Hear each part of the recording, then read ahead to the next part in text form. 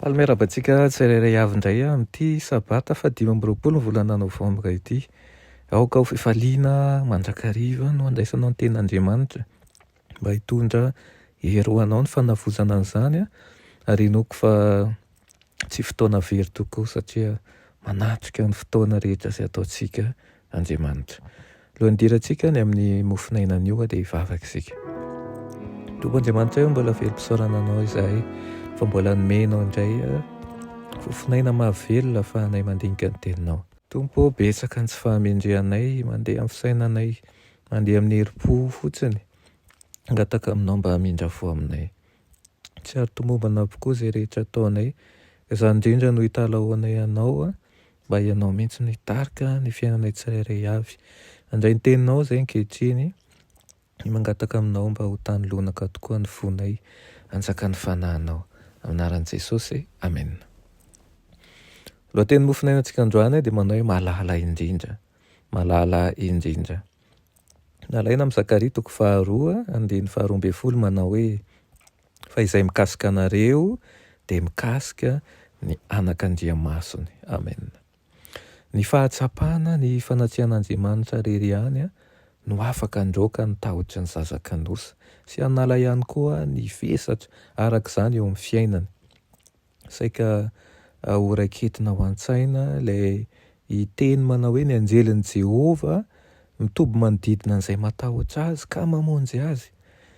Aoka izay mamaky ny tantaran'i Elisa izay tantara mahagaga teo amin'ny tanàna tao an-tendrombohitra. Aoka izy hamaky ny tantaran'i Petera ihany koa izay tao an-trano maizina izay voahelika ho faty kanefa nisy eo ny anjelin'Andriamanitra nitondra azy niala tamin'ny toerana izay nisy azy ho any amin'ny toerana azo antoka rehefa nandalo an'ireo mpiambina izay mirongo fitaovam-piadiana mahery vaika. Aoka ho vakiana ihany koa ny tantaran'ny zavatra nitranga teny ambony ranomasina rehefa nilangilana nisafoatra ireo miaramila sy tantsambo izay trotraky ny asa sy ny fiareta-tory ary ihany koa izay ao anatin'ny tsy fahampisan-kafo. Dia hoy Paoly hoe ilay voafonja ny entina ho karamaina sy ho vonoina nanambara an'ireo teny izay mampahery sy feno fanantenana. Mozy izy manao hoe ary ankehitriny mananana sanareo aho mba hatoky fa tsy ho faty ianareo. Fa nisy anjelin'Andriamanitra izay tompoko sady tompoiko nitsangana teo anilako ka nanao hoe aza matahotra ary Paoly fa tsy maintsy hitsangana eo anatrehan'i Kaisary ianao ary indro efa nanomen'Andriamanitra anao ny olona rehetra izay miaraka aminao. Tsy nisoratana mba ho vakiana sy hatalanjona antsika fotsiny ireny rehetra ireny fa natao mba hananako sy hanananao koa finoana izay miasa teo amin'ireo mpanompon'Andriamanitra fahizay. Ireo anjelin'i Jehova izay niasa tamin'ireny mpanompon'Andriamanitra ireny dia ireny ihany koa ny asa eo amin'ny fiainanao, anio hiasa sy hanolokolo, hanome toky ianao amin'ny fanantenana omen'i Jehova antsika. Aoka ireo tsy matoky tena ka miala andraikitra vokatr'izany hianatra, hiantehitra mandrakariva amin'Andriamanitra. Maro ireo izay verina ho mameno isa fotsiny eo amin'ity fiainany ity ary angamba vesatra amin'ny fiarahamonina azy sady tsy manan-kera no ho afaka hiara-milaza amin'ny apôstôly ihany koa hoe mahay ny zavatra rehetra aho amin'ilay mampahery ahy. Aoka ny ankizy ho toy izany hampiarina fa Andriamanitra no mpiaro mandrakizay ny fahamarinana.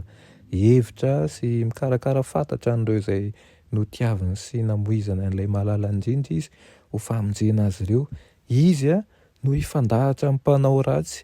Izy ny tompo manao amintsika hoe isika angina fa Jehova niady ho antsika. Izy no fototry ny zavatra rehetra, izy no miaro antsika amin'ny zavatra rehetra, ny angatany amintsika dia ny atokesantsika azy amin'ny fahavenoany.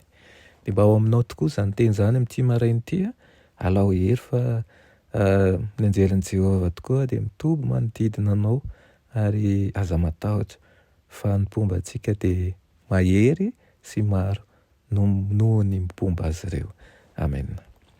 Avaksika saotra anao zay reo fa mbola nomenao an'izany teninao zany indray. Natsoinao mahalala indrindra izahay satria tianao ary hoy ianao hoe izay mikasika anay dia mikasika ny anak'Andriamasina, zany hoe teo anatin'ny fitiavana feno tokoa no itiavanao anay. Ampianaro izay atoky ianao amin'ny fahafenony. Na amin'ny fotoana manao ahoana, na amin'ny toerana manao ahoana, dia aoka ianao no itokian'ny fonay sy niriny fitiavana indrindra. Amin'ny anaran'i Jesosy, amen.